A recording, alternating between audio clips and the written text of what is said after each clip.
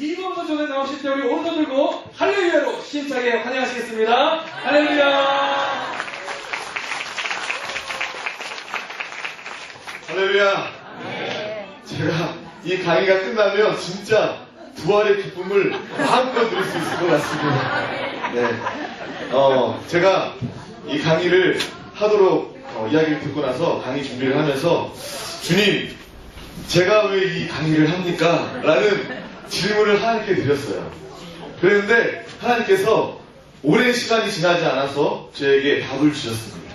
제가 경영학을 전공을 했습니다. 그래서 경영학을 전공하고 이곳 대학원에서 신학을 공부했습니다. 그래서 그 당시에 대학 시절에 경영에 대해서 그렇게 열심히 공부하진 않았지만 그래도 하나님께서 나에게 알려주시고 그 시간을 보내셨을 때 바로 이 날을 위해서이다 라는 그런 확신이 들었고, 또 제가 대학을 다니면서 자그마하게 사업을 했었습니다. 그래서 인터넷으로 전자상거래를 했었거든요. 옥션, 여러분 다 알고 계시죠? 옥션, 네, G마켓 이렇게 알고 계시는데 제가 그곳에 물건을 올려서 팔아봤습니다.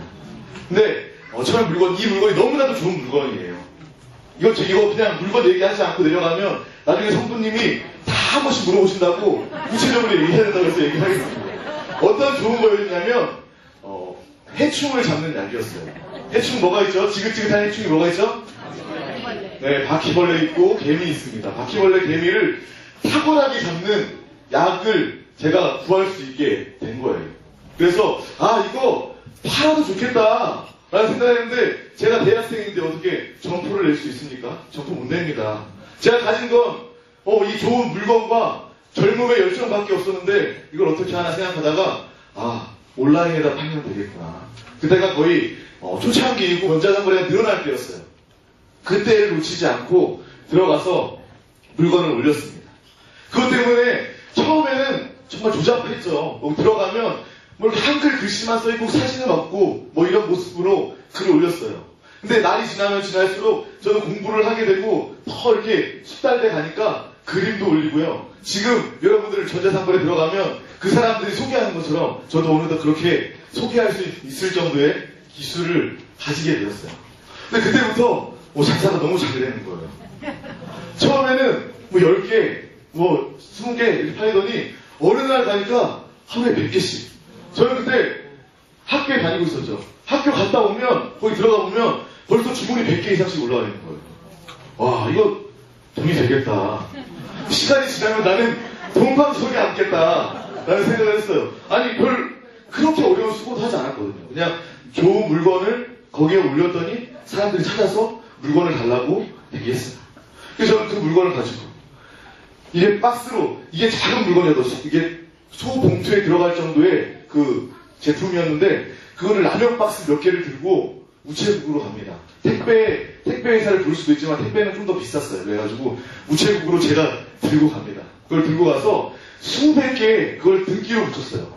택배보다 등기가 싸더라고요. 확실하기도 하고. 등기로 붙였는데 사람들이 몰려드는 거예요. 우체국에서. 이렇게 많은 등기를 붙이는 사람이 어딨냐고. 그러면서 다 와가지고 물건을 그걸 또 이제 입력을 한 다음에 한 사람 주소랑 이름이랑 입력한 다음에 그 다음에 거기다 스티커를 붙이죠. 붙이는 작업을 하는데 혼자 감당이 안 되는 거예요. 그래서 막 우체국 사람들을 불러 모은 다음에 이거 도와달라고. 그래서 정말 원래 이렇게 운송장 번호처럼 등기 번호가 나옵니다. 근데 이게 한 사람당 한 줄이 나와요. 일련 번호 이렇게 나오는데 저는 그게 기계에서 나오는데 끊임없이 계속 나왔어요. 이 정도. 이렇게 계속 한 줄씩 나오는 건데 계속 나오더라고요. 제 마음이 어땠겠습니까? 이거 됐다. 나 이제 나 크게 수고하지 않고 이것만 잘해도 나는 먹고 살고 나는 지장이 없겠다라고 생각을 했어요. 돈 버는 거 그렇게 어렵다고 하더만 나한테는 어려운 게 아니구나 라는 생각을 했습니다. 그런 마음을 가지고 대학 시절에 사업을 이렇게 하고 있는 과정 가운데 갑자기 사업을 하다 보면 우여곡절이 있지 않습니까? 저한테 위기가 찾아온 거예요. 어떤 위기가 찾아왔냐면 그 약이 너무 좋다고 소문이 나고 인터넷에서 너무 잘 팔린다고 소문이 나서 그 회사가 그걸 알아버린 거예요. 그래서 저한테 더 이상 그 약을 공급하지 않겠대요. 저는 지금까지 잘 팔고 앞으로 장밋빛 미래를 꿈꾸면서 나는 진짜 이것만 하면 먹고 살겠다, 돈방 속에 앉겠다 이 생각을 하고 있었는데 하루아침에 그 사람들이 나한테 물건을 대주지 않으니까 저는 물건을 못 팔잖아요. 하루아침에 그지가 되더라고요. 하루아침에 사업이 망해버리더라고요. 그래서 정말 돈이라는 것이 이런 거구나. 요즘에 뉴스에 나오지 않습니까? 대기업의 횡포, 그리고 골목 사건을 뭐 장식한다, 이런 것들이 남 얘기가 아니었어요. 정말 저는 대기업의 횡포를 저 당했어요. 갑자기 저한테 물건을 어제까지만 해도 많이 궁금했던 그 사람이 내가 직접 할 테니까 넌 팔지 마라, 물건 안 주겠다 얘기하니까 그렇게 돼버리더라고요. 남의 일이 아니더라고요. 골목 사건 망하는 것처럼 저도 하루아침에 그냥 끝나고 버렸습니다. 얼마나 제가 기대를 많이 하고 큰 꿈을 꾸었는데 그렇게 하루아침에 다 끝나버리더라고요. 그래서 저는 그나마 다행이었던 게 무엇이냐면 제가 그것을 뭐 생업으로 하지 않았던 거죠. 이제 부업처럼 학생이기 때문에 어느 정도 좀 초기에 망했던 거죠. 제가 만약에 뭐 슬하의 자녀들이 여러 명 있고 뭐 가족 부양할 자식들이 여러 명 있고 이런 상황이었으면 정말 저는 치명적이었을 거예요. 사업이 안 돼서 좀 안 좋은 결심하는 분들, 그런 분들 있잖아요. 그 마음이 충분히 이해될 정도였어요. 근데 저는 그게 부업이었기 때문에 그런가 보다, 정말 하루아침에 이렇게 될 수도 있구나라는 생각을, 체험을 뼈저리게 하게 되었습니다. 근데 이 재정 강의를 준비하면서 어떤 생각이 들었냐면요, 하나님께서는 나를 사랑하신다는 거예요. 하나님은 나를 여전히 사랑하고 계신다는 거예요. 사업이 번창해서 장밋빛 미래를 꿈꿀 때도 여전히 나를 사랑하셨고, 대기업에서 물건을 공급하지 않겠다, 하루아침에 거지가 되어도 하나님은 여전히 저를 사랑하고 계셨던 거예요. 저는 근데 그걸 알지 못했어요. 하나님께서 저를 다른 방법으로 사용하시려고 하나님의 공급의 통로를 바꿔주시길 원하셨던 거예요. 제가 그것을 알지 못해서 실망했지만 이것을 통하여서 하나님께서는 나에게 더 좋은 공급을 주시기 위해서, 다른 재정의 공급 통로를 주시기 위해서 하나님께서 역사하셨구나 라는 생각을 하게 되었습니다. 우리 인생 가운데도 그러한 경우가 너무 많습니다. 저 같은 경우가 있지 않습니까? 사업을 하고 또 자녀들의 경우를 보더라도 우리가 실직을 당하고 사업이 망하고 그 어떠한 일이 있다 할지라도 그 가운데 더욱더 분명한 것은 하나님은 여전히 나를 사랑하고 계신다는 것입니다. 하나님이 나를 통해서 나의 공급 통로를 바꾸시는 그 과정에 불과한 것입니다. 내가 망한 것이 아니라 하나님께서 다른 길을 열어주시는구나, 다른 통로로, 다른 방법으로, 다른 사업으로, 다른 직장으로 나의 공급을 채워주시길 원하시는 거구나 라는 우리 믿음의 확신을, 영적인 실상을 알기만 하면 우리는 그 어떤 위기 가운데서도 마음의 불안과 초조와 떨림과 두려움이 없는 것입니다.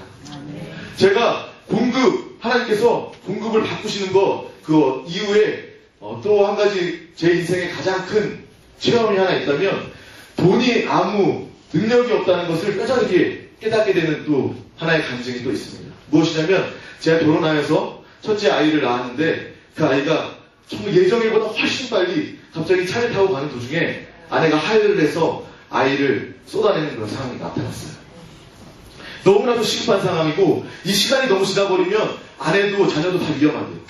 젊은 시절에 전 결혼했기 때문에 부푼 꿈을 꾸었습니다. 곧 있으면 나는 아름다운 아내와 토끼 같은 자녀와 누구보다 행복한 가정을 살겠구나 라는, 그것도 장밋빛 미래를 꿈꿨어요. 장밋빛 미래를 꿈꾸면서 행복한 그날만을 기다렸는데 갑자기 그날이 도전같이 온 거예요. 너무 빨리 와버려가지고 응급한 상황이 되었어요. 그래서 병원에 갔죠. 제2산부인과로 손상에 같이 갔습니다. 의사가 사인을 하래요. 아내도 위험할 수 있고 자식도 위험할 수 있으니까 사인하라고 얘기하죠. 제 마음이 한순간에 나 혼자 될 수밖에 없는 상황이 될 수도 있겠구나라는 두려움과 불안이 몰려왔습니다. 아내는 응급수술하느라 거기 병원에 있고요.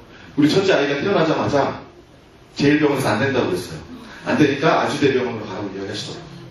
아주대병원으로 응급차를 제가 같이 타고 가면서 정말 하나님께서 왜 나에게 이렇게 하시는지, 그때는 하나님이 좀 원망스럽기도 했어요. 왜 이렇게 나에게 하시는지.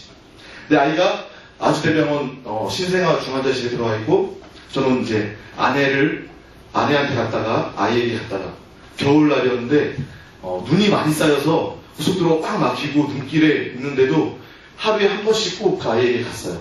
왜냐하면 그 아주대학교 병원에 고속도로를 타고 달리면서 아이를 한 번이라도 들여다보지 않으면 그 아이는 모르죠. 애는 의식이 없고 그냥 인큐베이터 안에 계속 산소호흡기를 꼽히고 있기 때문에 몰라요. 누가 왔는지 안 왔는지도 모르죠. 근데 안 오면 거기 의사 선생님이나 간호사 선생님들이 얘는 부모도 관심을 가지지 않는 아이구나라는 생각을 해서 좀 덜 돌볼 수도 있다고 그런 이야기를 부모님이 해주시더라고요. 그래서 나는 내가 할 수 있는 것은 하루에 한 번씩 면회 시간마다 걔를 보러 가는 거 그거밖에 없었어요. 가서 제가 할 수 있는 건 인큐베이터에 때 손을 얹고 기도하는 거였어요. 하나님 이 아이를 살려주십시오 라고 기도했어요. 그럼 이 기도 가운데 내가 또 할 수 있는 것이 무엇일까 또 찾게 되었어요. 사람은 그렇잖아요. 자식을 위해서 내가 뭘 할 수 있을까라는 것을 찾게 되었는데 내 자식을 위해서 이 상황 가운데 맛있는 것을 내 아이에게 갖다 준다고 해서 내 아이가 살아나는 것도 아니고 내 아이에게 이쁜 옷을 입혀준다고 해서 이 아이가 살아나는 것도 아니고 나는 이 아이의 밥아버지밖에 안 되더라고요. 이 아이의 옷아버지밖에 안 되더라고요. 정말 생명의 아버지는 하나님이심을 알게 되었습니다. 그 공부를 통하여서 저는 정말 돈이 능력이 없구나. 돈은 나를 속이는 거구나. 그 전까지만 해도 돈으로 내 자식에게, 돈으로 내 인생에게 뭔가를 할 수 있을 것 같았는데 결국엔 돈을 아무 능력이 없고 돈은 나를 지켜주지 않구나라는 것을 알게 되었어요. 제가 돈으로 할 수 없어. 하나님께서 돈도 그렇고 자녀도 그렇고 하나님께서 주셨고 하나님께서 나에게 맡겨주셨습니다. 하나님께서 책임져야지만 할 수 있습니다. 라는 고백을 할 수밖에 없게 되었습니다. 그 기도 가운데 자녀에 위해서 간절히 기도했고 하나님께서 기도 가운데 제가 할 수 있는 건 기도밖에 없더라고요. 하나님께 의지하는 것밖에 없었어요. 기도하는 가운데 하나님께서 놀랍도록 치유해 주셔서 지금 올해 초등학교 1학년 들어갔잖아요. 1학년 들어갔는데 키가 너무 크잖아요. 그래서 뒤에서 두 번째래요. 아이가 태어날 때는 1.8kg로 태어났어요. 보통 아이를 3kg 넘게 태어나잖아요. 1.8kg로 태어나서 제가 감히 그 아이를 안고 있을 수 없었어요. 부셔질까봐. 너무 작아서. 근데 그 아이가 너무나도 잘 하나님의 은혜 덕분에 살아서 정말 건강하고 튼튼하고 키 크고 밥 잘 먹는 그런 아이로 자라고 있습니다. 하나님께서 해주셨습니다. 하나님께서 저에게 그러한 귀한 공과를 저에게 주셨어요. 저는 일평생 이 하나님의 은혜를, 이 공과를 잊지 않을 겁니다. 이것이 나에게 생명이 되고요. 이것이 나에게 능력이 되기 때문입니다. 우리가 앞 시간에 그리스도인의 재정 원리에 대해서 배웠죠. 이 시간에는 무슨 시간입니까? 적용 시간입니다. 우리가 이거는 원리와 적용은 학문 용어죠. 쉽게 말하면 우리가 하나님의 말씀을 들었으면 이 시간에는 결단하는 시간을 갖는 것입니다. 내가 이렇게 하겠습니다. 하나님 이렇게 할 때 나의 믿음과 나의 믿음의 실천 가운데 하나님께서 놀라운 기적을 함께하여 주시옵소서 하는 시간이 바로 이 재정 적용 시간입니다. 하나님께서는 우리에게 많은 것들을 주셨습니다. 아멘? 아멘. 생명 주신 이도 하나님이시고 우리에게 가정을 주신 분도 하나님이시고 우리를 앞으로도 계속 책임져 주실 분은 바로 하나님 한 분밖에 없는 줄로 믿습니다. 아멘. 우리가 강의 한번 보시면 고린도후서 9장 10절 말씀 우리 다 같이 합독하시겠습니다. 심는 자에게 씨와 먹을 양식을 주시는 이가 너희 심을 것을 주사 풍성하게 하시고 너희 의의 열매를 더하게 하시리니. 아멘. 네. 고린도후서 9장 10절 말씀은 분명히 이야기합니다. 씨와 양식에 대해서 이야기합니다. 하나님께서 우리에게 씨만 주신다고 하셨습니까? 아닙니다. 하나님께서 우리에게 양식만 주신다고 하셨습니까? 아닙니다. 하나님께서는 반드시 우리에게 씨와 먹을 양식을 주신다는 것입니다. 그분이 우리에게 그것을 주셔서 더욱더 풍성하게 하길 원하시는 것입니다. 그 가운데 또 우리는 의의 열매를 더하기를 주님께서는 원하고 계십니다. 씨와 양식은 양식 안에 씨가 들어가 있는 것이 아닙니다. 이것은 아닙니다. 씨와 양식은 반드시 구분되어 있는 것입니다. 여기 나와 있지 않습니까? 씨와 먹을 양식을 주셨다고 합니다. 씨와 양식을 구분해서 하나님께서 우리에게 주셨습니다. 그런데 이 씨는 우리가 보기에는, 인간의 눈으로 보기에는 씨는 너무나도 작아 보입니다. 씨의 부품이 너무나도 작아 보이죠. 양식은 창고를 가득 채울 만큼 많아 보이죠. 하지만 하나님께서 이 씨를 우리에게 주신 이유는 더 풍성한 양식을 얻기 위함인 줄로 믿습니다. 우리가 이 모든 것, 씨와 양식은 다 하나님께서 우리에게, 우리 개개인에게, 우리 가정에게 씨와 양식을 채워주신다는 것입니다. 우리가 뿌린 대로 거둔다는 것은 다 알고 있지 않습니까? 이것은 세상 사람들은 다 알고 있는 진리입니다. 우리가 상추를 심으면 거기에 상추가 나고요.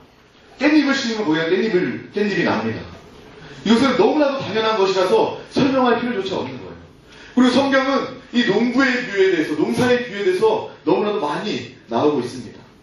우리가 하나님께서 씨를 주셨는데 그 씨를 어디에 어떻게 심느냐에 따라서 우리의 양식의 변화가 나타난다는 거예요. 하나님은 우리에게 재물을 주시고 다시 가져가시는 분이 아닙니다. 하나님께서 더 풍성히 주시길 원하세요. 더 풍성히 주시길 원하십니다. 우리 부모 마음이 그렇잖아요. 자녀들에게 내가 조금 없을지라도 더 주길 원해요. 내 가진 거 다 주어도 기쁜 게 부모 마음이잖아요. 행복한 게 부모 마음이잖아요. 하나님 아버지도 그러세요. 더 그러세요. 우리에게 더 풍족한 것, 하나님께서 모든 만물을 다 소유하고 계신데 우리에게 모든 만물을 다 주시길 원하십니다. 우리가 자녀된 모습, 자녀된 하나님 아버지의 음성과 그 뜻을 알기만 하면 하나님께서는 이 모든 것을 다 주길 원하고 계십니다. 씨와 양식에 대해서 우리가 이야기를 했는데 농부가 양식이 다 떨어졌다고 해서 씨까지 먹습니까? 세상 사람 농부들도 그렇게 이야기하죠. 세상에 농부도요, 아무리 먹고 살 게 없어도 다음에 내가 양식을 거둘, 다음에 내가 심어야 될 씨앗까지도, 종자까지도 먹어버리는 경우가 없잖아요. 아멘? 아멘. 이거 저보다 농사를 지어보시고 농사에 대해서 더 잘 아시는 분이 더 잘 알 거 아니에요. 그렇죠? 이게 이 씨가 지금은 작을지라도 너무나도 큰 나의 미래의 10년 영혼의 양식이기 때문에 그 씨를 먹지 않는 것입니다. 우리 이제 첫 번째로 씨와 양식에 대해서 하나님의 지정을 구분하여서 우리가 알아보길 원합니다. 첫 번째 무엇입니까? 첫 번째 씨앗은 바로 11조입니다. 11조. 우리가 잠깐 간증 영상을 통하여서 11조가 무엇인지, 11조가 어떤 유익과 축복을 가져오는지 잠시 함께 보시겠습니다.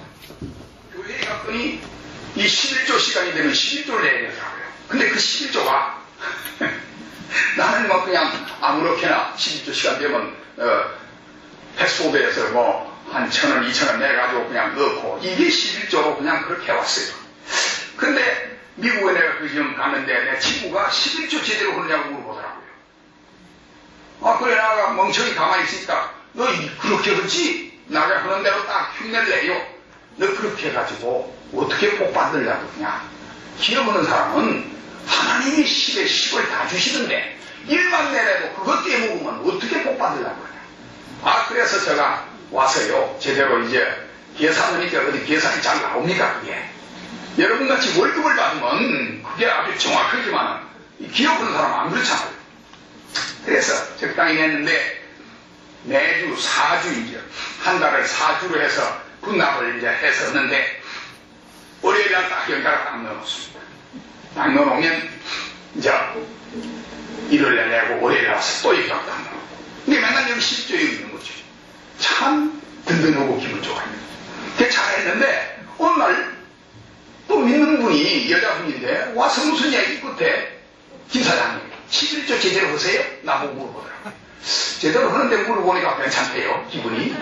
그러다고 아 그래요. 아 11조 참 기억하는 사람이 제대로 내는 사람 잘 없는데 그러면 김 사장님은 11조를 가지고 하나님을 시험을 한번 해볼 자격이 있으시네요. 이게 지금 뭐라고 했어요?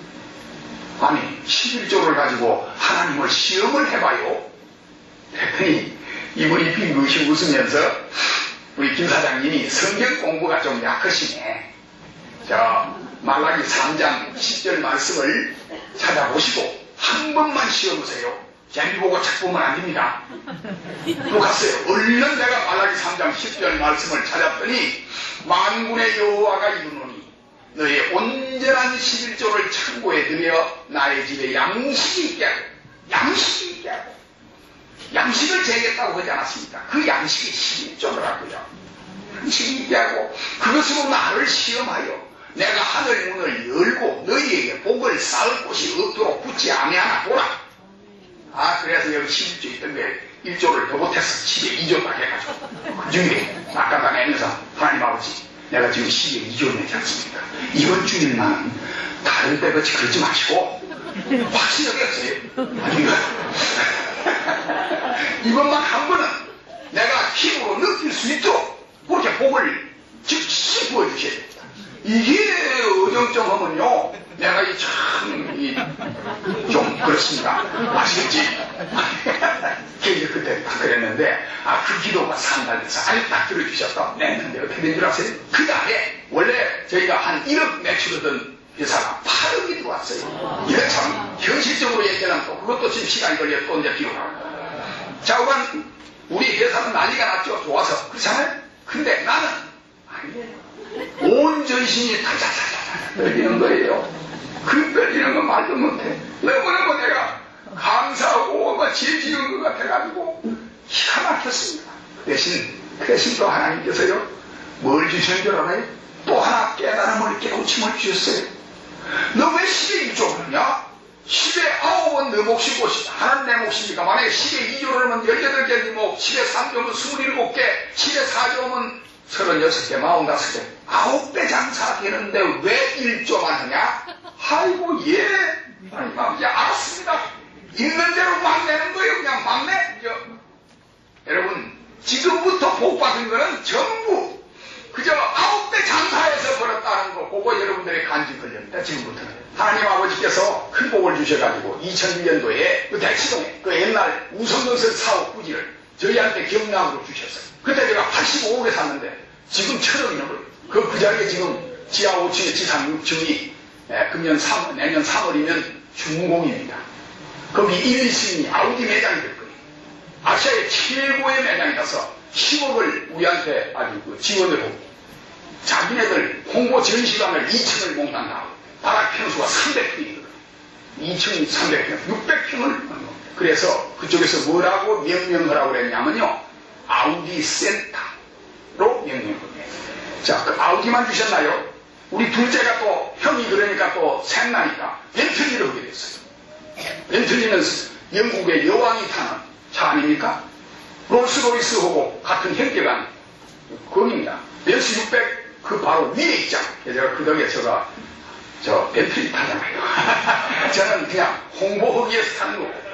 자, 이렇게 그것도 거기다가 또 하나 더 못해서 람보르기니까 조그마한 화장품 회사가 어떻게 명창을만 골라서 모든 걸 다 따느냐. 참 이게 모두가 다 하나님이 하시니까 되지. 내가 뭐예요. 이 시간 우리 하나님께서 메시지가 막 저한테 또 도착했습니다. 내가 사랑하고 그리고 기뻐하는 나의 아들 딸들아, 내가 우리 김 장로에게 준 그 체험적 간증을 너희들 들었다. 그래서 너희들도 내가 더 큰 축복을 내가 줄 수 있는 너희들 되기를 내가 바란다. 그러려면 온전히 믿어라. 이상입니다. 대단히 감사합니다.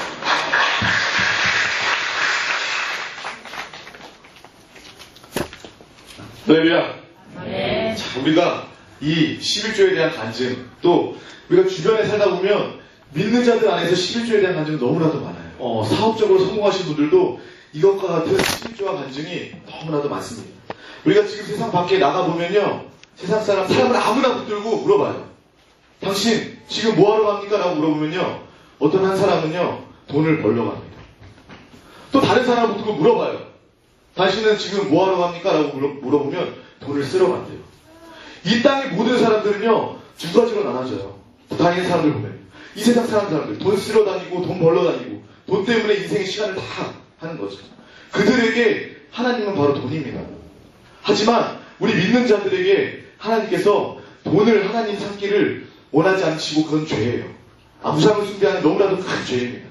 하나님께서 물질을 노예 삼아서 하나님의 풍족함을 받아 누리기를 원하십니다. 아멘. 우리 다 같이 이분에게 임했던 그 말라기 3장 10절의 말씀이 나의 레마의 말씀이 될 수 있도록 우리 시간에 다 같이 큰 소리로 합독하겠습니다. 만군의 야훼가 이르노라. 너희 온전한 11조를 창고에 들여 나의 집에 양식이 있게 하고 그것으로 나를 시험하여 내가 하늘 문을 열고 너희에게 복을 쌓을 곳이 없도록 굳지 아니하나 보라. 아멘. 우리는 하나님을 시험할 수 없습니다. 절대 시험해서는 안 돼요. 근데 유일하게 하나님께서 나를 시험하여 보라 라고 말씀하신 구절이 바로 이 구절입니다. 하나님을 한번 시험해보라는 거예요. 하나님을 한번 믿어보라는 거예요. 하나님을 믿고 한번 해보라는 거예요. 그래서 이렇게 큰 축복을 누리는 많은 사람들이 있다는 거예요. 실제적으로 체험적으로 너무나도 많이 있으시고, 앞에서도 얘기했던 것처럼 하나님은 주셨던 재물을, 주셨던 복을 다시 가져가기를 원하시는 분이 아닙니다. 시편 말씀 보면요, 하나님은 천산의 생축을 소유하고 계시며 무제한의 부가 있으신 하나님이신 줄로 믿습니다. 하나님, 이 11조는요, 하나님께 드리는 헌물은요, 하나님 주신 이 씨, 종자씨는요, 하나님께 드리는 이 종자씨는요, 나의 유익을 위한 것이에요. 내가 뭐 큰 일을 하듯이 하나님을 위해서 드립니다, 이것이 아니라 나의 유익과 나의 축복을 위해서 드리는 거예요. 믿음을 표현하는 것이고요. 이것을 하나님께 드릴 때 하나님께서 놀라운 축복, 복을 쌓을 곳이 없도록 우리에게 부어주시는 줄로 믿습니다. 물질은 반드시 심어야 돼요. 오늘 예배 때도 우리가 목사님을 통해서 또 우리 사역자분들을 통해서 가난의 저주가 떠나갈지어다 라고 우리가 기도했습니다. 내 스스로도 기도합니다. 가난의 저주는 떠나갈지어다. 이렇게 기도를 하는데 실제적으로 우리의 삶이 조금 더 나아지지 않았다면, 나의 모습이, 나의 재정이 변화가 되지 않는 것 같다면 우리는 한번 생각해 보아야 됩니다. 왜 그런 것인지. 물질의 복은요, 심어야지만 나는 것입니다. 기도한다고 해서 나는 것이 아니라 심어야지 나는 것입니다. 적게 심건 많이 심건 믿음대로 심어서 그 믿음대로 거두는 것이 바로 하나님이 주시는 놀라운 재정인 줄로 믿습니다. 그렇기 때문에 우리는요, 믿음으로, 감사함으로, 기뻐함으로 하나님께 하나님이 주신 재물을 돌려드리고 더 풍성한 것을 달라고 그제서야 기도할 수 있는 거예요. 순서가 바뀌면 안 되고요. 우리는 먼저 하나님께 나의 물질을 심은 다음에 가난의 저주가 떠나갈지어다, 우리 가정 가운데, 우리 가운데 방해하는 원수마귀 만몬의 영은 떠나갈지어다 라고 명하는 순간 하나님께서 놀라운 재정의 축복을 우리 가운데 더하여 주시는 줄로 믿습니다. 앞에서도 이야기했잖아요. 하나님 아버지의 마음은 그래요. 주고도 더 주기.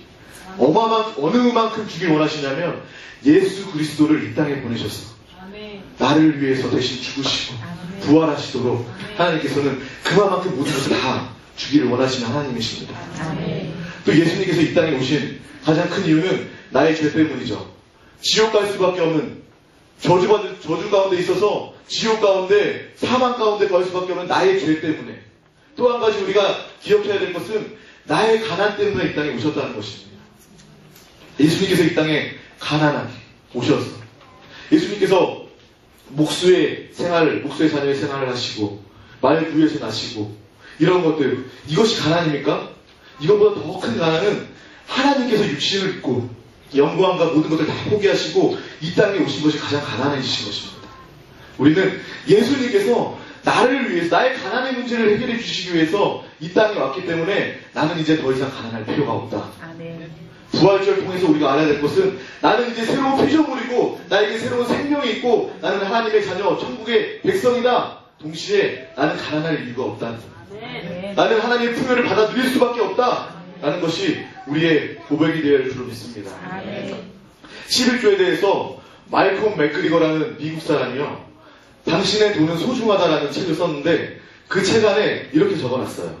만약에 당신이 11조를 한 다음에 11조 때문에 그 이후에 당신이 내야 되는 돈을 내지 못한다면 그 청구서를 나에게 보내달라. 나에게 가져와라. 라고 말했어요.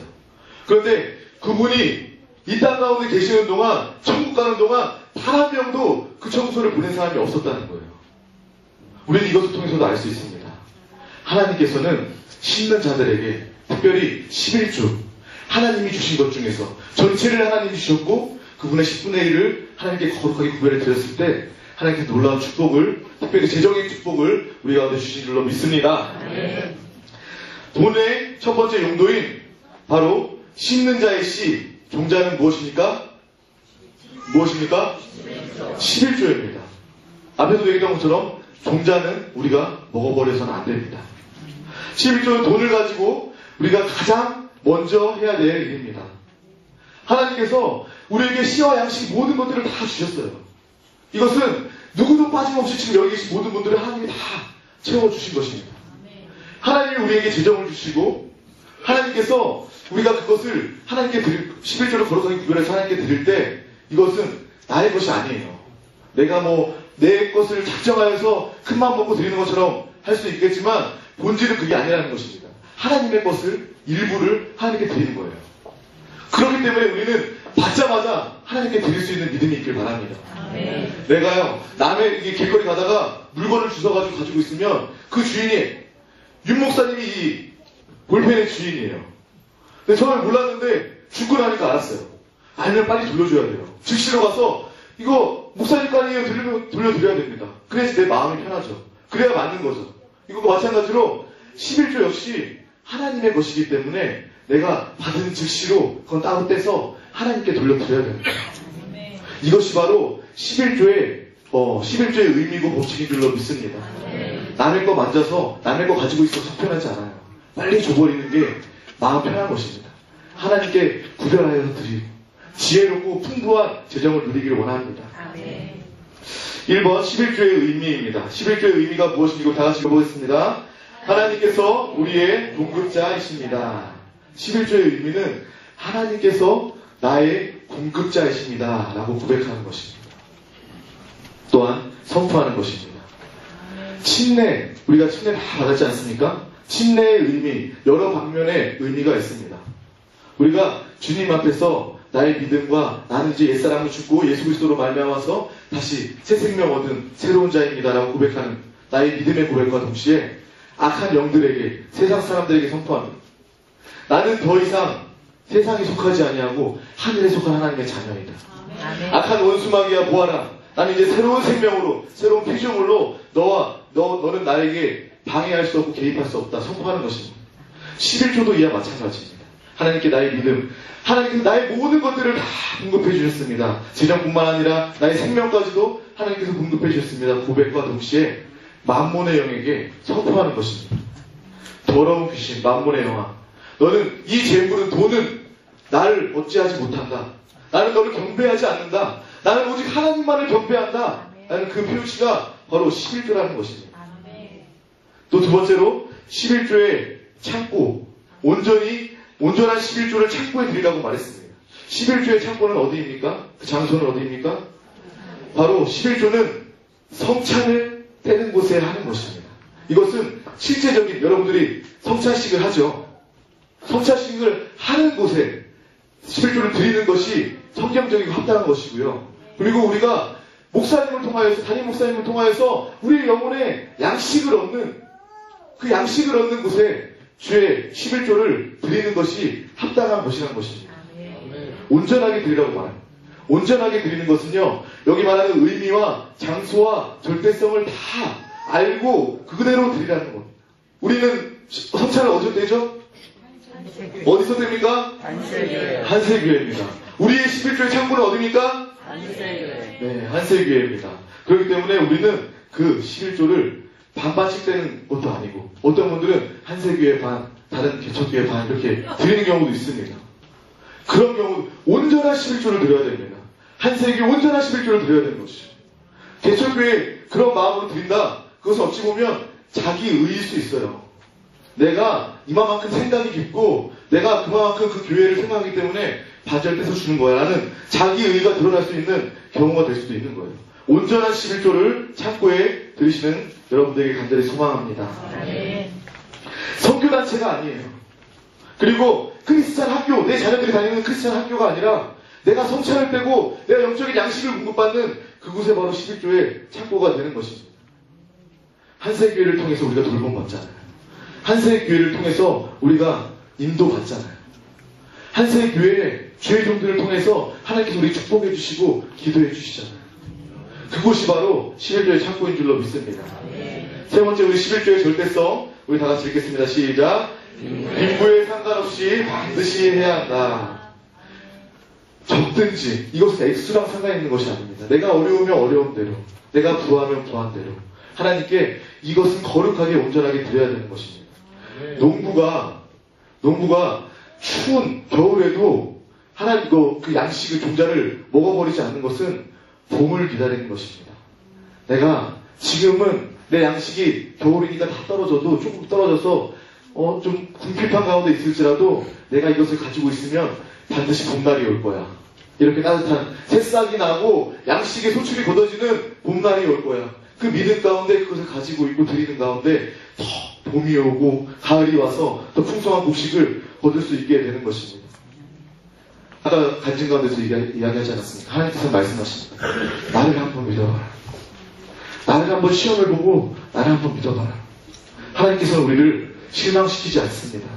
하나님께서 모든 걸 주시길 원하십니다. 두 번째는 바로 지혜로운 양식 관리입니다. 두 번째는 뭐라고요? 지혜로운 양식 관리. 지혜로운 양식 관리입니다. 우리가 씨와 양식을 구분하는 것을 지금까지 배웠습니다. 근데 이 양식마저도 하나님께서 주신 것이고 이 양식을 우리가 청지기로서 지혜롭게 관리를 해야 합니다. 하나님께서는 재정을 맡기실 때 그 모습을 통하여서 우리의 중심을 보셔요. 내가 돈을 얼마를 맡겼는데 이자가 얼마나 충직하게 얼마나 지혜롭게 관리하는지를 하나님께서 보신다는 거죠. 하나님께서는 우리는 파이프예요.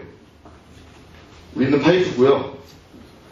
하나님께서 우리를 통로로 사용하고 계십니다. 이것은 나입니다. 하나님께서 물질의 재정을 하나님께서 부어주셔요. 넘치도록 부어주셔요.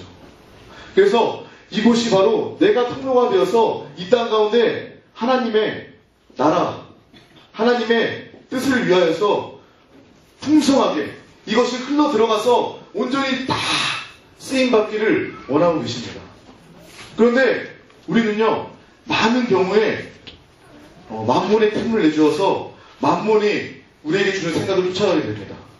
대표적으로 어떤 생각이 있냐면요, 제 핸드폰이 갤럭시 2예요. 갤럭시 2인데 그렇게해서 갤럭시 5가 나왔고요. 앞으로는 갤럭시 10도 나오고요. 계속 나올 것 같아요. 근데 제 전화기는 멀쩡하거든요. 전화 통화가 잘 돼요. 와이파이도 잘 터지고요. 전화 사용하는데 문제가 없어요. 근데 세상은 자꾸 내가 반드시 필요한 건 아닌데도 소비하도록 소비 욕구를 만들어냅니다. 그래서 여기 구멍이 나죠. 구멍이 납니다. 구멍이 나서 스마트폰을 또 사게 됩니다. 갤럭시 2에서 갤럭시 5로 또 사게 되죠. 그러면 하나님의 통로에 구멍이 나게 됩니다. 이것은 우리가 돈을 쓰지 말라는 얘기가 아니에요. 만몬의 유혹에 속지 말라는 것입니다. 또 냉장고가 나옵니다. 옛날에는 그냥 하얀색 냉장고 위아래로 이렇게 냉동실 위에 냉장실 밑에 있잖아요. 근데 어느 순간 옆으로 이렇게 열어요. 그건 문짝이 또 4개가 돼요. 근데 이 냉장고는 멀쩡하거든요. 하얀색 냉장고 위아래로 있던 냉장고도 지금까지 잘 돌아가요. 근데 만몬은 자꾸 우리 소비의 욕구를 자극합니다. 이 돈 써야 돼. 이 돈 써야 돼. 새로운 거 나왔어. 유행에 뒤처지면 안 돼. 이렇게 얘기해요. 또 이렇게 자동차도 그렇습니다. 제 자동차가요, 아반떼 95년식이에요. 근데 그 이후에 수많지는 않지만 많은 아반떼가 나왔어요. 근데 여전히 제 차는요, 좀 낡긴 낡았어도 잘 굴러갑니다. 근데 계속 매 해년마다 똑같은 이름으로 아반떼, 소나타 뭐 이렇게 계속 하면서 새로운 차들을 계속 뽑아내요. 그래서 유행에 뒤처지면 안 돼. 옛날 차야. 그 차 옛날 차야. 잘 굴러가는 게 문제가 아니라 이건 옛날 차야. 사람들이 다 안다니까 라고 얘기하면서 또 새로운 차를 사게 됩니다. 또 마트에 갑니다. 마트는 이곳은 한세교회는 하나님의 거룩한 성전이죠. 아멘? 아멘. 마트는 만몬의 성전입니다. 만몬의 집입니다. 우리가 눈 감고 한번 상상을 해볼게요. 내가 마트를 갑니다. 내가 집에 계란이 떨어졌어요. 가서 계란을 사야지 라고 이렇게 가는데 입구에 들어가는데 빵집이 있네요. 빵집에 빵 굽는 냄새가 나요. 거기 한 사람이 와서 잘라주면서 한번 먹어보세요. 너무 맛있습니다. 먹어보세요. 한 입 먹습니다. 먹고 나서 맛있네. 그래서 무식하게 주워 담죠. 주워 담습니다. 또 들어갑니다. 또 저기 1+1이야 라고 얘기하면서 나는 계란을 사러 왔는데 다른 걸 시키게 되죠. 또. 내가 필요해서 사는 것이 아니라 이것은 싸기 때문에 이거 기회를 놓치면 안 되기 때문에 사게 되는 것입니다. 만몬의 유혹이에요. 만몬은 이렇게 역사합니다. 왜 역사합니까? 그렇게 돈을 써버려야지 하나님이 주시는 재정이 하나님의 나라와 뜻 가운데 온전히 전해지지 않기 때문이에요. 수많은 구멍들이 나고 있습니다. 또 마지막 예는 홈쇼핑입니다. 자, 저는 홈쇼핑으로, 이게 테레비 홈쇼핑으로 물건 사보신 분. 자, 저는 홈쇼핑으로 물건을 사본 적이 한 번도 없어요. 한 번도 없어요. 사고 싶은 마음이 별로 안 들더라고요. 근데 한참 동안 드라마 보듯이 홈쇼핑을 본 적이 있어요. 왜 보냐면, 우와, 저 사람 말 진짜 잘한다. 이거예요. 저 사람 교회 데리고 와서 복음 전하게 하면 진짜 잘 전하겠다라는 생각이 들 정도로 말을 너무 잘해. 말쟁이에요. 말을 너무 잘해. 근데 하나님께서는 그 말쟁이를 통해서 복음이 전파되는 걸 원치 않으시고 하나님의 능력으로 복음이 전파되는 것을 원하십니다. 근데 그런 마음이 들 정도로 정말 말을 잘하더라고요. 홈쇼핑은 우리에게 이야기합니다. 매진이 임박되었습니다. 당신은 이 기회를 놓치면 영원히 물건을 사지 못할 수도 있어요. 당장 불러주세요, 전화번호. 지금 사시면 이거 더 드릴게요. 다시는 없는 기회입니다. 라고 얘기하면서 소비 욕구를 막 불러일으키죠. 우리 나도 모르게 전화기에 손이 갔어. 가게 됩니다. 아까부터 수많은 것들을 구멍이 납니다. 하나님이 주시는 것들, 하나님의 뜻대로 쓰임받기 위한 것인데 계속 구멍이 났어. 이것은 합리적인 소비가 아닌 것이죠. 그냥 소비 욕구에 자극되어서 내가 그것을 쫓아가게 되는 것입니다. 이것과 마찬가지로 하나님께서 물질의 복을 주셔서 이 모든 것들이 하나님 뜻대로 쓰임받도록 하기 원하셔서 풍성하게 부어주시는데 많은 경우 우리가 영적으로 분별함이 없다면 수많은 구멍 때문에 세어져 나가버리는 것입니다. 우리가 이것을 관리해야 되는 것입니다. 이 파이프에 마치 뚫려있는 수많은 구멍들을 이 시간에 막는 작업을 하는 것입니다. 그걸 위해서 첫 번째로 우리가 다 했었던 가계부 관리를 다시 시작해야 됩니다. 지금 가계부 적고 계시죠? 네, 가계부 적고 계시죠. 많지 않지만 옛날에 다 적으셨죠, 우리? 네, 다 적었습니다. 이것이 그냥 세상의 가계부와 다른 것은요, 앞에서 배웠던 재정의 원리를 알고요. 하나님께서 이렇게 물질을 부어주시고 하나님께서 뜻대로 풍성하게 우리가 누리기를 원하시는데 이 가계부를 통하여서 관리, 지혜로운 양식 관리를 통하여서 하나님의 뜻대로 순종하고 더 풍족한 삶을 누려야 되겠구나 라는 결심을 하고 결단하는 시간이 되기를 소망합니다. 그리고 먼저 가계부를 쓰려면 지출을 잘 적어야 되죠. 여기 보면 1번 3개월 동안 나의 지출을 살펴보아야 됩니다. 나의 모든 소비를 꼼꼼하게 기록해서 어느 부분에 어느 정도의 지출이 이루어지고 있는지 파악을 해야 됩니다. 이것은 청지기로서 첫 번째 단계입니다. 그리고 이것을 우리가 미루지 말아야 됩니다. 가계부 쓰는 원칙이 있죠. 미루지 말고 꼬박꼬박. 영수증도 꼬박꼬박 받아야 됩니다. 영수증 주지 않는다면 나에게 영수증을 달라! 라고 얘기해야 됩니다. 작은 것에 충성할 때 하나님께서 그 모습을 기억해 주시는 줄로 믿습니다. 그 주요 항목은 우리가 다 알고 있죠. 우리가 구분해야 될 것은 첫 열매, 하나님께 드릴 열매는 구분해야 될 것이고요. 이외의 항목은 우리가 알고 있는 것과 마찬가지입니다. 두 번째, 적은 것들에 대해서 책임과 필요와 원하는 것들을 순서를 매기는 것이죠. 우선순위를 정하는 것입니다. 이 단어를 읽어만 보아도 책임, 필요, 원하는 것이 어떤 것인지 짐작이 되시죠? 짐작이 되시죠? 첫 번째 예를 들면 책임은 돈을 빌려서 융자금이나 또 보험에 들어서 보험료나 우리 집세, 자동차 할부금과 같이 선택의 여지가 없는 거예요. 그게 만기가 될 때까지 꼬박꼬박 나의 책임하에 들어가는 고정된 돈이에요. 또 두 번째 필요는요, 변화되는 상황에 따라 필요한 것이에요. 우리가 부부로서 단둘이 살 때는 단칸방이라도 좋죠. 행복하죠. 깨소금이 쏟아지죠. 근데 아이가 늘어나고 둘이 되고 셋이 되고 이렇게 하면 단칸방에 살 수 없잖아요. 그때 필요의 항목이 나타나는 거예요. 필요의 항목. 더 큰 집으로 가기 위해서 필요의 항목이 생기는 것입니다. 그리고 자동차 같은 경우도 마찬가지예요. 부부는 작은 차를 탈지라도 자녀들이 늘어나면 그 필요 조건이 생기는 것이죠. 이거 마찬가지죠. 그래서 자동차 역시 우리가 변화되는 상황에 따라서 나에게 꼭 필요한 것들 어떤 건지 이해가 되시죠? 이해가 되시죠? 이것이 바로 필요의 항목이고요. 그 다음에 원하는 것들은 필요 다음에 우선순위를 두는 것입니다. 꼭 필요하진 않지만 내가 원하는 것들을 이제서야 적고 살 수 있는 것입니다. 취미에 관한 것들도 있을 수 있고요. 근데 이거 우리가 작성하는 가계부는요, 우리가 이거 이 재정은요, 우리의 인생에 따라서 바뀌기도 해요. 변동이 있다는 거죠. 우리가 만약에 자식들을 분가시키거나, 이런 큰일이 있거나, 아니면 자녀들의 대학 문제, 이런 것들 때문에 변동이 있을 수 있는 것입니다. 책임 항목은 변하지 않고요. 그리고 이 필요와 원하는 것들은 변동 가능한 것이죠. 만약에 내가 백화점에서 물건을 샀다면 좀 더 싼 곳에 가서, 시장에 가서 물건을 사면 그 항목에서 그만큼을 다른 곳으로, 필요한 곳으로 지출할 수 있게 되는 것입니다. 그래서 필요와 원하는 것의 항목은 지혜롭게 우리가 재정을 통해서 사용할 수 있게 됩니다. 세 번째는 적은 것을 가지고 성령의 인도하심을 구하는 것입니다. 우리 하나님께서는요, 우리에게 모든 곳에 의견을 가지고 계세요. 무엇을 가지고 계신다고요? 의견을 가지고 계시는데요. 이 재정적인 부분에도 하나님은 의견을 가지고 계세요. 모든 부분에 있어서. 그 재정에 관심이 더 많으세요. 재정적인 부분에 지혜를 구하기를 원하시고요. 의견이 많으세요. 그래서 우리는 물건을 살 때 기도해야 돼요. 저는 이것을 우리 사행사님을 통해서 알았어요. 마트를 가서 물건을 살 때 이것을 내가 정말 필요한 것인지, 하나님께 그 작은 것 하나에 물건 구매할 때도 우리는 하나님께 수시로 기도하는 그런 훈련이 되어 있어야 합니다.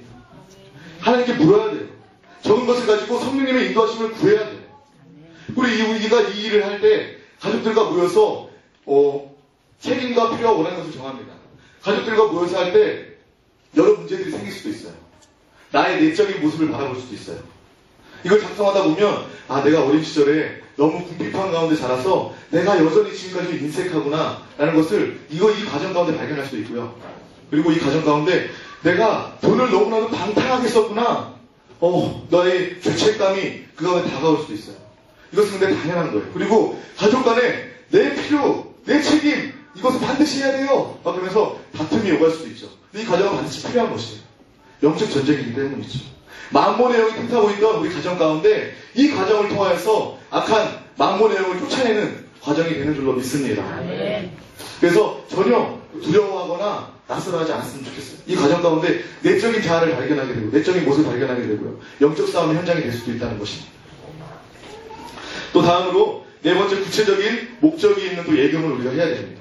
우리 지혜로운 양식 관리는 1번부터 3번까지 성령의 인도하심을 구해서 모으고 소비하도록 해야 되고, 그리고 예금 역시 구체적인 목적이 있어야 됩니다. 목적 없이 구하는 예금은 그것을 의지하게 되기 때문에, 하나님보다 그것을 더 의지하기 때문에 목적이 반드시 있어야 합니다. 그리고 요셉처럼 풍년 뒤에 7년을 모아서 7년의 흉년을 대비했던 것처럼 하나님의 지혜를 구하기 바랍니다. 재정을 사용하고 예금을 하는데도 하나님의 지혜를 구해야 됩니다. 세 번째는 무엇입니까? 빛의 청산입니다. 빛의 청산입니다. 세상 사람들은요, 빛이 너무 흔해요. 나라도 다 비치고 있고요, 개인도 다 비치고 있어요. 빛 없는 사람이 없어요. 근데 이 빛이 너무 흔하다고 해서 당연한 것이 아닙니다. 빛은 하나님의 재정의 질서가 무너졌다는 거예요. 빛이 흔하다고 해서 당연하게 여기는 것은 지혜로운 것이 아닙니다. 개인의 빛이요, 얼마인가요? 우리 개개인의 빛이 찾아봤더니 960만 원이래요. 1인당 개인의 빛이 960만 원. 근데 이 빛은요, 돈을 알 수도 못하는 젖먹이 아이들까지 다 그 빛을 가지고 있는 거죠. 우리 교구실 안에 사역자들 중에 한 장모님께 연락을 드려서 간증을 들었어요. 귀한 빛에 대한 간증이 있다고 해서 멀리 전화통화를 해서 이 빛에 대한 간증을 듣게 되었는데, 그분 역시 우리가 사업을 하는데 마이너스 통장은 당연한 거야. 내가 사업을 하기 때문에 카드 빚은 당연한 거야 라는 생각을 했대요. 그러고도 잘 살 수 있었으니까. 근데 재정 강의를 듣고 나서 이 빚은 반드시 문제가 있는 거구나, 이 빚은 해결해야 되는 거구나 라는 것을 깨닫게 되었대요. 근데 그분이 가장 먼저 했던 것은 바로 신용카드를 자르는 거였어요. 신용카드를 자르는 거였어요. 근데 그분은 이 신용카드를 자르는 것은 개인의 간증입니다. 여러분들 다 자르라고 얘기하는 것이 아니에요. 신용카드 잘랐대요. 잘랐는데 그 다음부터 마음이 그냥 가슴이 쿵짝쿵짝 뛰고, 이거 어떡하나? 내가 당장에 돈이 없을 때 신용카드로라도 해결할 수 있었는데 그걸 잘라버리니까 마음의 두려움이 몰려오더래요. 근데 그것이 오래가지 않았대요. 곧 마음이 평안해지고요. 아, 내가 이 재정왕을 통하여서 하나님이 원하시는 것을 내가 했구나 라는 마음의 평안이 오고요. 그때부터 하나님께서 역사하십니다. 미리 물건을 가져가기 전에 선수금이 들어오고요. 빚을 갚게 되고요. 또 카드가 없으니까 자연스럽게 빚이 또 갚아져 가고요. 그래서 옛날에는 먹고 살기 바빴대요. 그냥 따뜻하게 먹고 사는 정도였는데 한 달에 700만 원씩 갚아가면서 그분이 하셨던 것은 강의를 듣고 결단하여서 신용카드를 잘랐던 거죠. 신용카드를 잘랐다는 것은 그 의미가 있는 거죠. 하나님의 뜻에 순종하기로 결단한 거죠. 신용카드를 여러분 다 잘라고 얘기하는 것이 아니라 아, 하나님께서는 빛을 원하시지 않고 하나님의 뜻대로 사용하기를 원하시는구나 라고 결단하였더니 그때부터 하나님께서 놀라운 기적으로 채워주신 역사가 나타났다고 합니다. 그분이 이야기하시더라고요. 이 돈도 내 돈이 아니더라고요. 자녀들도 내 자녀가 아니더라고요. 다 하나님께서 나에게 맡겨주신 청지기임을 내가 이 간증을 통하여서 알게 되었습니다. 내 체험을 통하여서 알게 되었습니다. 라고 이야기하였습니다. 우리 창세기 3장 13절 말씀 다 같이 합독하시겠습니다. 내가 어찌하여 이렇게 하였느냐? 여자가 이르되 뱀이 나를 꿰므로 내가 먹었나이다. 이 성경 구절 우리가 익히 잘 알고 있는 성경 구절입니다. 근데 여기에 꿰므로라는 단어에 우리가 주목하길 바랍니다. 꿰므로라는 히브리어로는 나샤예요. 나샤. 뭐라고요? 나샤. 나샤라는 이 히브리어에는 두 가지 뜻이 있습니다. 우리가 알고 있는 것처럼 속이다라는 뜻이 있고요. 또 한 가지 뜻이 이자를 받고 빌려주다예요.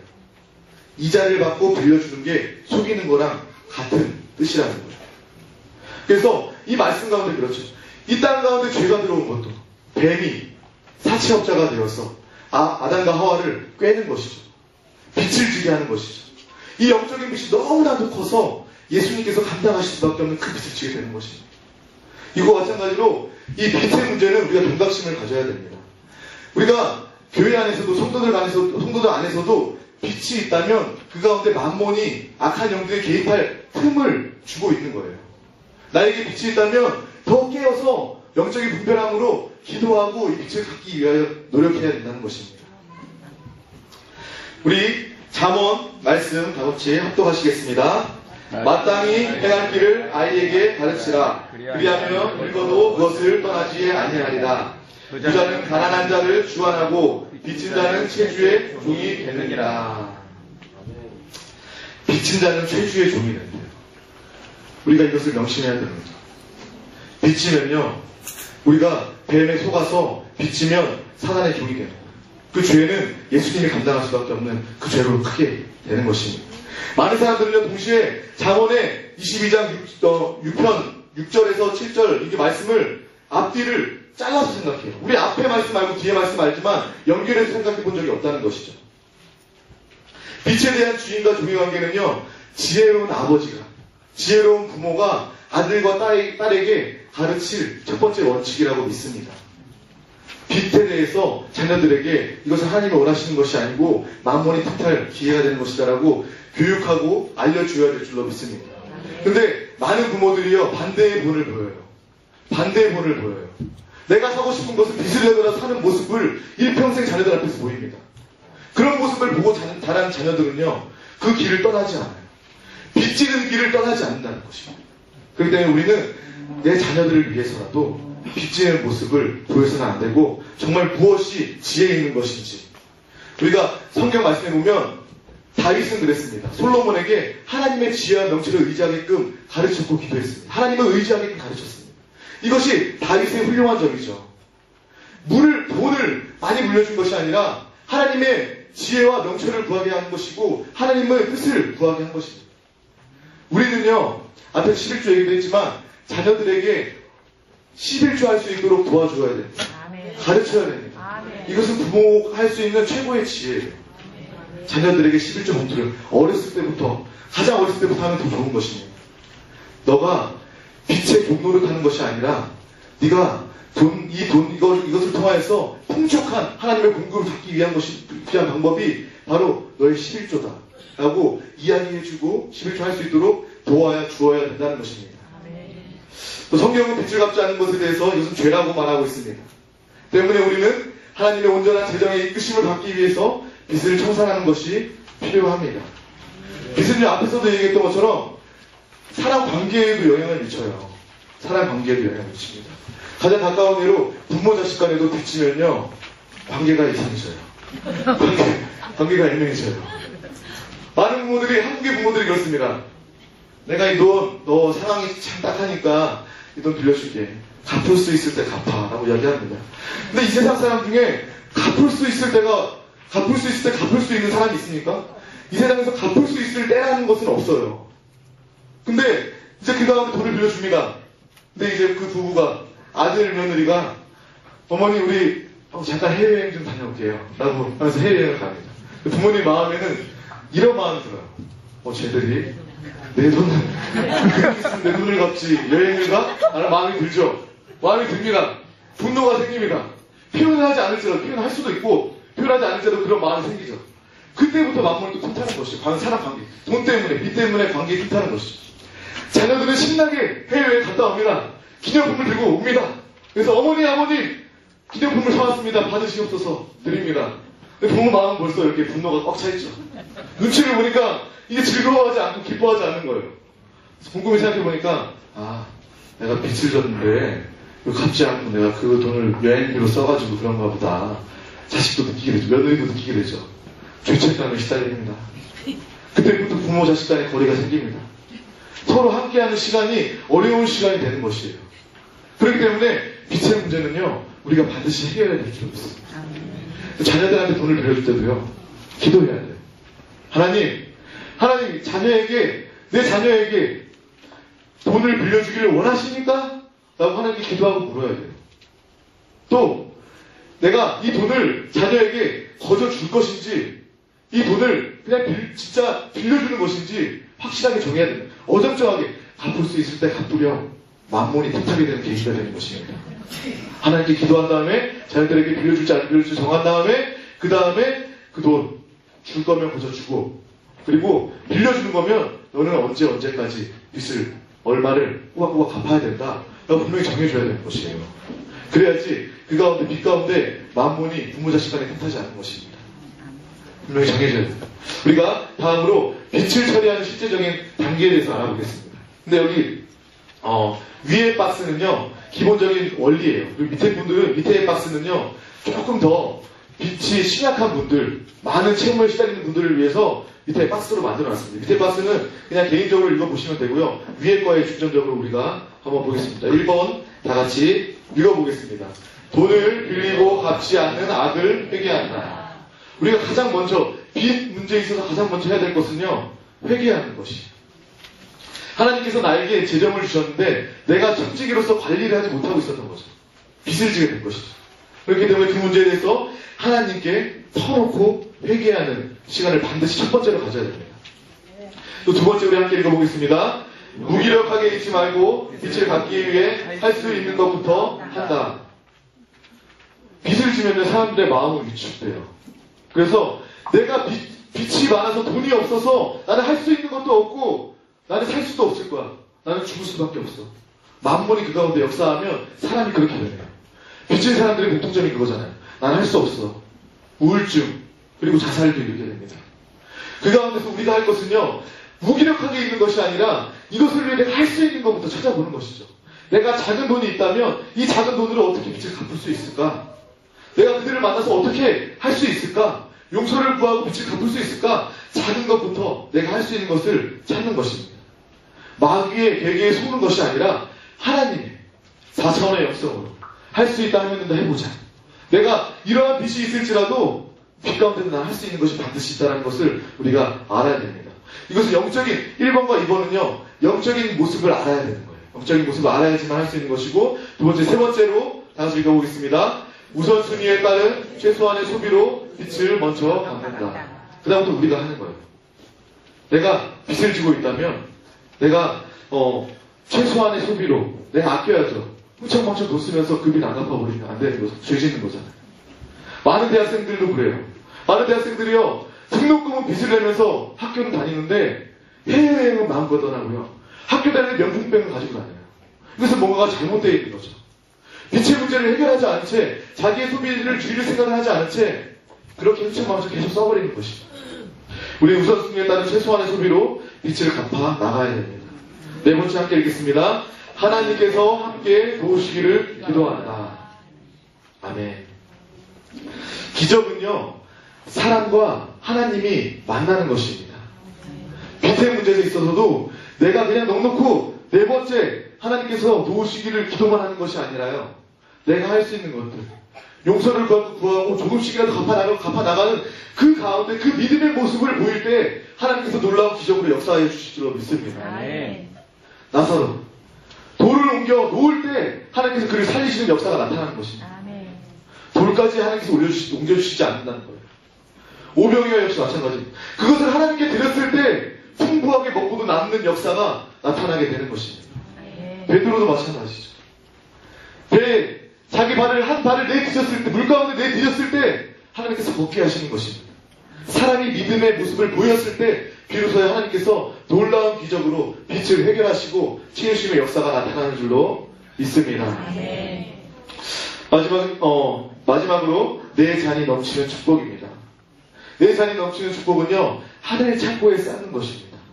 그것은 종과 등록이 하지 아니하고요, 도둑질하지도 않는 확실한, 이자율이 확실한, 그리고 안전도가 보안성이 확실한 하늘 창고라는 것입니다. 그것 첫 번째가 바로 선교, 복음, 교회를 위한 헌금입니다. 우리 다 같이 마태복음 말씀 다 합독하시겠습니다. 나라의 임하옵시며 뜻이 하늘에서 이룬 것 같이 땅에서도 이루어지리라. 아멘. 이 그림과 마찬가지죠. 하나님 나라의 하나님의 뜻이 이 땅 가운데 온전히 이루어지는 것입니다. 우리가 구원을 받고 바로 천국에 가지 않습니다. 이 땅 가운데 여전히 남겨져 있습니다. 그 이유가 무엇입니까? 저는 초등학교 시절에 큰 은혜를 받고 수련회 통해서, 우리 다 이게 수련회 갔다 오거나 우리 자녀들 수련회 갔다 오면 엄마 아빠한테 와서 호들갑 떨잖아요. 엄마 나 은혜 받았어. 나 정말 성령 충만해졌어 라고 이야기하잖아요. 저도 그랬어요. 초등학교 때 와서 어머니께 이야기했어요. 너무 큰 은혜를 받아서 나 지금 당장에 천국 가고 싶다고 이야기했어요. 어머니가 마음이 불편하셨겠죠. 초등학생 아이가 부모보다 먼저 천국 가고 싶다는 이야기를 하니까 마음이 분명히 언짢으셨을 거예요. 근데 그 어머니가 저에게 하셨던 말씀이 이것이었어요. 네가 이 땅 가운데서 뭘 했다고 은혜만 받고 천국 가려고, 하나님께 가려고 하느냐 라고 이야기했어요. 하나님께서는 구원받은 우리를 바로 천국에 데려가지 않으셨어요. 분명한 목적이 있으시기 때문입니다. 그것이 어떠한 목적입니까? 우리 다 알고 있어요. 땅끝까지 주의 복음을 증거하는 하나님의 사명을 감당하는 것인 줄로 믿습니다. 그 일을 위해서 우리가 남겨져 있는 것이에요. 그것뿐만 아니라 우리의 재정 또한 하나님의 일을 위해서 쓰임받을 수 있도록 이 땅에 하나님께서 풍성히 부어주신 줄로 믿습니다. 그래서 하나님이 올려드리는 거예요, 헌금은. 하나님이 드리는 헌물은 하나님께 올려드리는 거예요. 우리 하늘 계좌에 쌓여져 있는 것이에요. 근데 우리는 그렇죠. 이것을 하나님께 드려놓고서 거룩하게 구별해서 온전하게 하나님께 드렸는데도 이것을 하늘에 있는 그 안전한 종과 등록과 도둑이 있지 않는 그곳에 있는 창고에 있는 하나님께 드린 예물을 세상과도 또 끄집어내립니다. 끄집어내려서 이 돈은 어디에 쓰이나요? 이 돈은 지금 어떻게 하고 있나요? 끄집어내리는 그곳에 보관만 하면 하나님께서 하나님의 뜻을 위해서 공급해 주시고 더 풍성하게 주시는데 우리는 끄집어내려서 우리의 이자율만 깎아먹는 그런 일들을 하게 됩니다. 누가 저한테 화장품을 주었어요. 로션을 주었어요. 그래서 제가 발랐습니다. 얼굴에 바르고. 근데 그분이 와서 저한테 물어보세요. 전사님, 로션 바르셨나요? 어디에 바르셨나요? 다음날도 오십니다. 오늘도 발랐나요? 내일도 바를 건가요? 어디까지 바를 건가요? 라고 물어보세요. 이것은 선물을 한 사람에 대한 예의일까요? 안 받고 싶을 거예요, 저는. 다시 드릴게요. 마음껏 하세요. 라고 이야기한 거예요. 하물며 사람한테 선물하는 것도 그 사람이 기쁘게 쓸 수 있도록 그런 마음만 가지면 그만인데 우리가 하나님의 것을 내 것이 아닙니다. 이 재정은 하나님의 것이 아니라 하나님의 것의 일부를 하나님께 드렸는데 하나님의, 사람도 아니고 하나님께 묻는 것입니다. 용도를 묻는 것이에요. 우리는 그런 실수를 보면서는 안 되는 것입니다. 다만 여기 나와 있는 것처럼 하나님께 드린 물질이 하나님의 나라와 그 뜻을 위하여서 거룩하게 사용하여 주시옵소서 라고 기도할 수 있는 것입니다. 우리가 그렇게 하면 우리는 다 하는 것이고요. 우리 것은 썩어버리지 않고 30배, 60배, 100배의 풍성함으로 나의 유익을 위해서 돌아올 줄로 믿습니다. 자, 우리 고린도후서 말씀 다 같이 읽겠습니다. 각각 그 마음에 정한 대로 할 것이요 인색함으로나 억지로 하지 말지니 하나님은 즐겨내는 자를 사랑하시느니라. 마음을 정하라고 이야기하십니다. 하나님께서 우리 가운데 마음을 정하신 대로 또 인색함으로 억지로 하지 말라고 하세요. 즐겨내라고 하세요. 하나님께 기쁨으로. 하나님, 나에게 이 풍성한 재정을 다 주셨는데 그래도 내가 이 땅에 먹고 살아야 돼서 양식을 가질 수밖에 없어요. 어떨 땐 송구스러운 마음. 내 마음은 다 드리고 싶지만 다 되지 못하여서 너무나도 송구스럽습니다. 하지만 이 예물을 하나님께 기쁘게 올려드립니다. 그러나 우리의 믿음의 모습이 있기를 소망합니다. 세상은요, 사고 파는 원리에 의해서 움직여요. 하지만 하나님의 나라는요, 주고받는 것에 의해서 움직입니다. 그렇기 때문에 우리는요, 이 땅 가운데서 사고 파는 일을 우리가 할 수 있지만 때를 얻든지 못 얻든지 우리 가운데 서로에게 줄 수 있는 기회를 찾아야 합니다. 예수님께서도요, 이 땅 가운데 오셔서 은 30에 팔리셨어요. 세상에 경제 체제 안에 들어오신 것이죠. 하지만 예수님의 생명은 그 어떠한 값으로도 그 값을 매길 수가 없고 취할 수가 없었습니다. 예수님께서는요, 예수님의 생명을, 영원한 생명을 은혜로 우리에게 거셔 주신 줄로 믿습니다. 아멘. 믿는 자들은 주는 거예요. 또한 우리는 받을 수도 있어야 됩니다. 받고 그를 위해 축복할 수도 있어야 하는 것입니다. 받는 것을 거절하고 받는 것에 인색하다면 내 모습이 또한 내 의의를 앞세우는 것인지 아닌지는 한번 생각을 해요. 그리고 두 번째로 구제의 헌금이 있습니다. 구제를 위한 것입니다. 일단 말씀 나같이 읽겠습니다. 주라 그리하면 너희에게 줄 것이니 곧 후일에어 누르고 흔들어 넘치도록 하여 너희에게 안겨 주리라. 너희가 헤아리는 그 헤아림으로 너희도 헤아림을 도로 받을 것이니라. 아멘. 주는 목적은요, 다른 사람에게 축복을 흘려내보내기 위한 것이에요. 생명을 흘러내보내기 위한 것입니다. 우리가 구제할 때도 명심할 것이 무엇이냐면 하나님은 우리의 모든 부분에 대해서 의견을 가지고 계십니다. 특별히 재정 부분, 또 특별히 구제에 있어서도요, 그냥 내가 막 도와주면 그게 다 옳은 것이고 하나님의 뜻이 아니라 그때도 역시 하나님께 물어야 되는 것이죠. 하나님, 내가 이 사람을 돕길 원합니다. 이것이 하나님의 뜻입니까? 내가 그냥 하나님 묻지 않고 드린 그 물질이 그 사람을 망칠 수도 있고요. 안 좋은 것을 쓰임받을 수도 있고요. 그 사람과 그 상황을 통해서 내가 조종당할 수도 있는 거예요. 그렇기 때문에 우리는 하나님께 여쭈어서 구제를 하여야 하는 것입니다. 아멘. 또 우리의 구제는요, 세상 사람들도 구제 정말 많이 해요. 착한 사람들이 얼마나 많은지요. 어려운 사람들을 어찌하든지 도우려고 몸부림치는 사람들이 너무나도 많아요. 근데 우리 믿는 자들의 구제는 그것과는 완전히 달라야 됩니다. 60만을 구제하는 것이 아니라 영혼까지도 영혼의 생명의 길로 인도하는 영육간의 구제가 이루어져야 될 줄로 믿습니다. 아멘. 그것은 우리만 할 수 있는 것이고요. 예수의 생명이 우리 가운데 있기 때문에 할 수 있는 것입니다. 아멘. 그에게 빵만 갖다 줘서 그 영혼이 결국에 지옥에 간다면 이것은 합당한 구제가 아니에요. 빵을 줬다면 영의 양식도 주고 하나님 앞에 인도하면서 우리가 나와 같은 하나님의 자녀로 만드는 것이 진정한 구제인 줄로 믿습니다. 아멘. 또한 구제할 때도 순서가 있어요. 우리 교회 안에서, 우리 영적인 가족 안에서 우리의 사정을 우리가 살피고 또 기도함으로 지혜롭게 그들을 도울 수 있어야 합니다.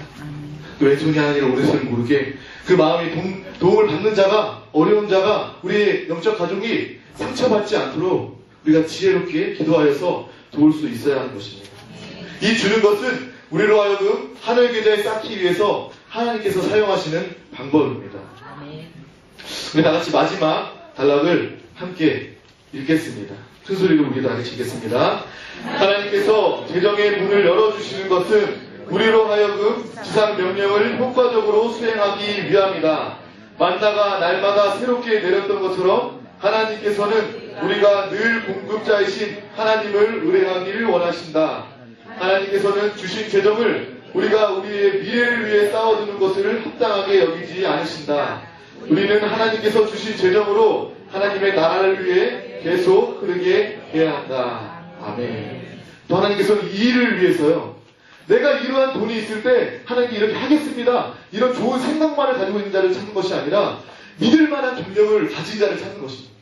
심은 자를 찾는 것이고 주는 자를 찾는 것이고요, 청지기로서의 직분을 감당하는 자를 하나님께서는 지금 찾고 계신다는 것입니다.